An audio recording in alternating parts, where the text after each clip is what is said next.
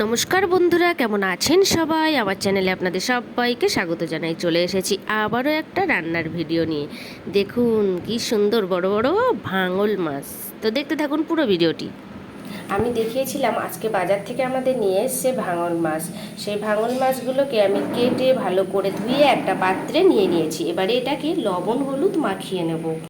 ভাঙল মাছগুলো আমি হলুদ লবণ মাখিয়ে নিয়েছি ভালো করে। এদিকে কড়াইতে তেল দিয়েছি, তেলটাও গরম হয়ে গেছে। এবারে আমি এই গরম তেলের মধ্যে হলুদ লবণ মাখিয়ে রাখা ভাঙল মাছের পিসগুলো দিয়ে ভেজে তুলে নেব।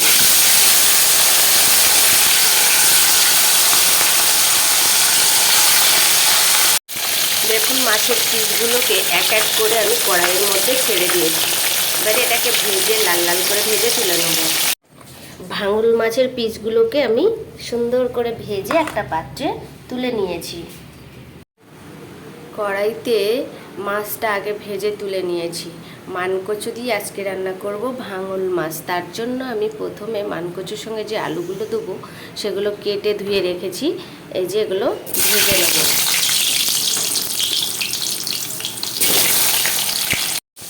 আলুগুলো দেখুন কি সুন্দর লাল লাল করে ভাজা হয়ে গেছে। এবারে আমি এটাকে একটা পাত্রে তুলে নেব।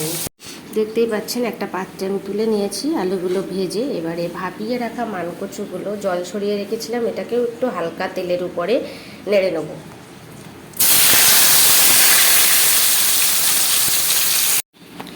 এই যে ভেজে রাখা আলুর মধ্যে মানকচুগুলো হালকা করে ভেজে আমি সেই আলুর পাত্রেই রেখে দিয়েছি। কড়াইতে এখনও তেল আছে, এর মধ্যে দিয়ে দেব বেটে রাখা রসুন আর কুচিয়ে রাখা পেঁয়াজ। এগুলো দিয়ে হালকা করে ভেজে নেব বাদামি বর্ণের করে। কি সুন্দর হালকা বাদামি বর্ণের হয়েছে দেখতেই পাচ্ছেন। এবারে আমি দিয়ে দেব আদা জিরে বাটাটা, দিয়ে একটু সময় নেড়ে চেড়ে নেব। এবারে দিয়ে দেব স্বাদ মতো লবণ,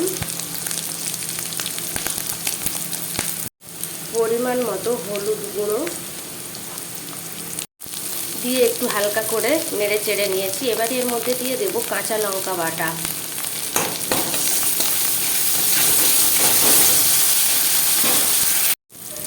এবারে দিয়ে দেবো ধনে গুঁড়ো।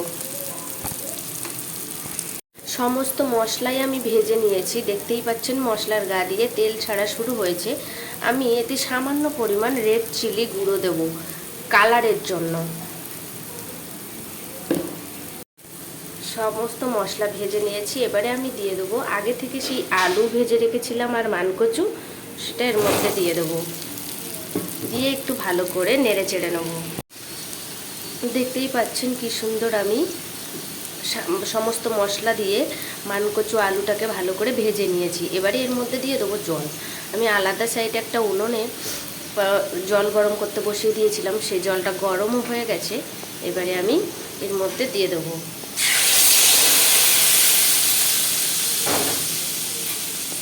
এটা আমি ঢেকে রাখবো ঠিক তত সময় যত সময় না তরকারিটা টকবক করে ফুটছে। তো ঢেকে রাখি, তত সময় আমি গরম মশলাটা বেটে নিই। তরকারিটা দেখুন কত সুন্দর টকবক করে ফুটছে। ঠিক এরকম সময় আমি ভেজে রাখা মাছের পিসগুলো এক এক করে এর মধ্যে দিয়ে দেবো।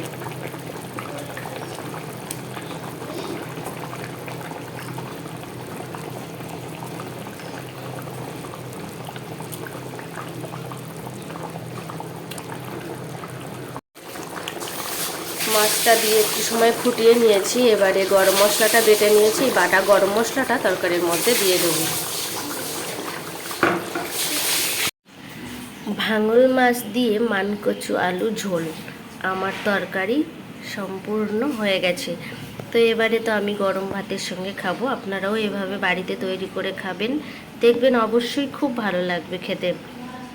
তো আমার চ্যানেলে আপনি যদি নতুন হয়ে থাকেন অবশ্যই সাবস্ক্রাইব করে পাশে থাকবেন। আমার ভিডিওটি যদি ভালো লেগে থাকে লাইক কমেন্ট করবেন।